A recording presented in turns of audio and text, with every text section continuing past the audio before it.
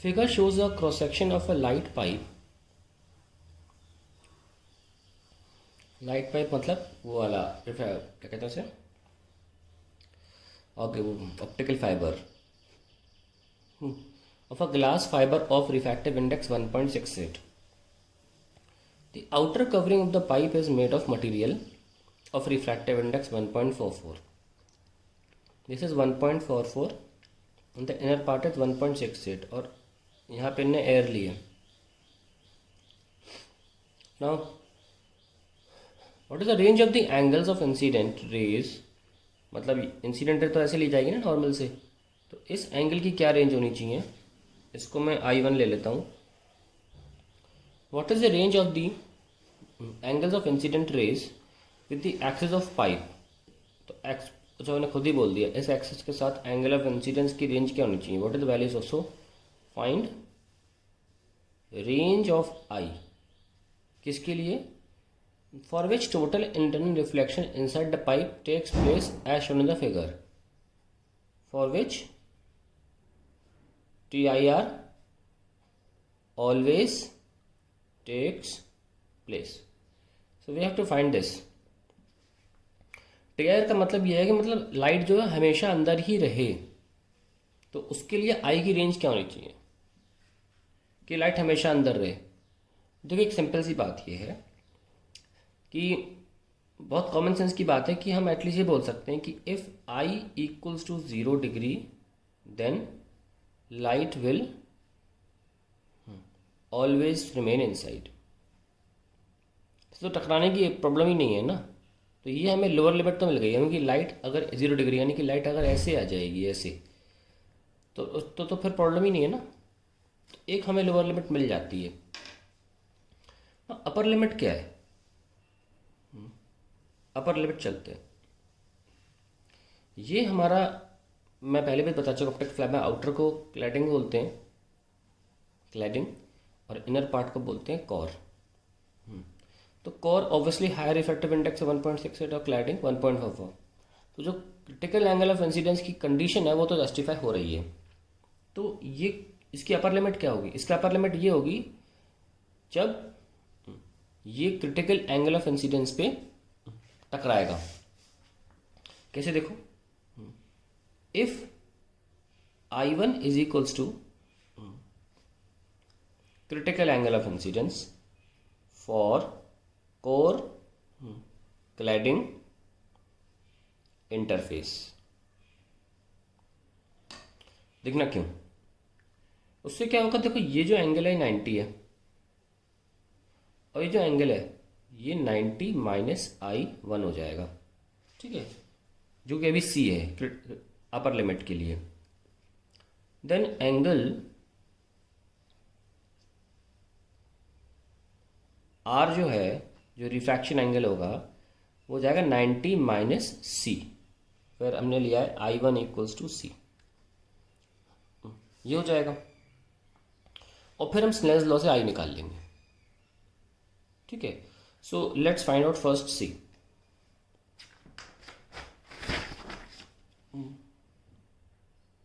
तो core cladding में लगाओ mu core sine C mu cladding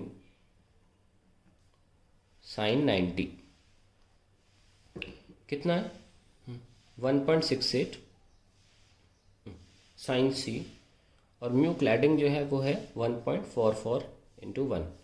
तो साइन C कितना आ गया 1.44 अपॉन 1.68. ये सॉल्व होकर करीब करीब 86 आ रहा है. सो हमको पता होना चाहिए कि sine C is 0.86 and then C is equals to sine 60 होता है √3/2, जिसकी वैल्यू आती है 0.866. तो we can take 60 degree, very closest. वैसे 59 पॉइंट समथिंग NCERT में दिया है, क्वेश्चन NCERT का है, पीछे आंसर 59 पॉइंट समथिंग मिलेगा आपको. So we have got 60 degree. So जो रिफ्रैक्शन एंगल है वो 90 माइनस C था, 30 डिग्री है कि नहीं. सो इफ हमारा जो I1 है जो कि एग्जैक्टली C है, जिस पे just TIR begins, So if I1 is greater than C, then definitely TIR will occur. Definitely TIR will occur. तो अगर मान लीजिए हमारा I1 C से बड़ा है, देन हमारा जो R होगा वो 60 से छोटा हो जाएगा, क्योंकि हम जानते हैं कि अगर I1 60 डिग्री से ऊपर हुआ, 70 हो गया, तो ये 90 माइनस 70 20 आ जाएगा. सो R विल धीरे धीरे कम होता चला जाएगा. है कि नहीं? सो पहले हम जरा निकालते हैं एट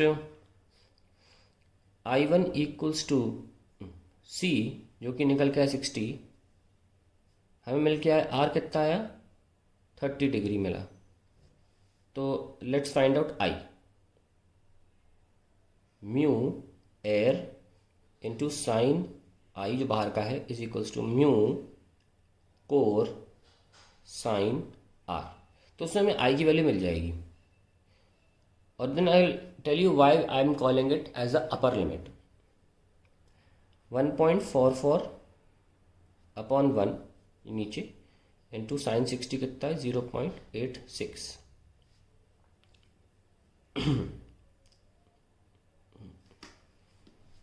सॉरी, साइन ये R कितना 30 है, तो 0.6 साइन 30 लिख लो पहले. साइन 30, सो 1.44 इंटू 1/2, तो ये आ जाएगा 0.72.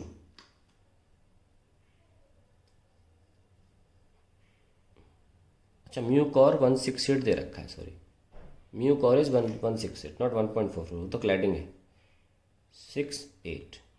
So when you divide it, you'll get 0.84.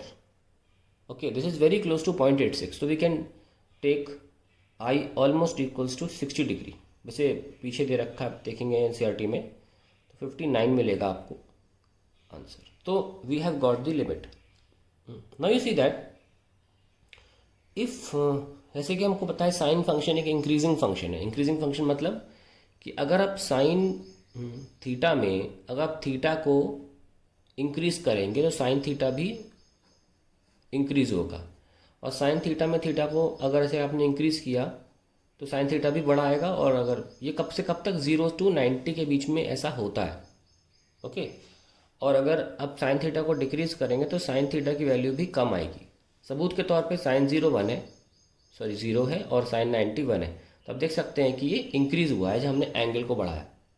तो अगर हमने I1 को बढ़ाया होता, यानी कि 60 से ऊपर किया होता, क्रिटिकल एंगल ज़्यादा किया होता, तो R घटता. तो अगर R घटेगा तो साइन R भी घटेगा.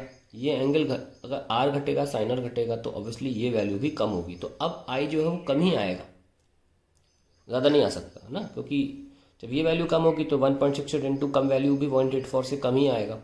So for all values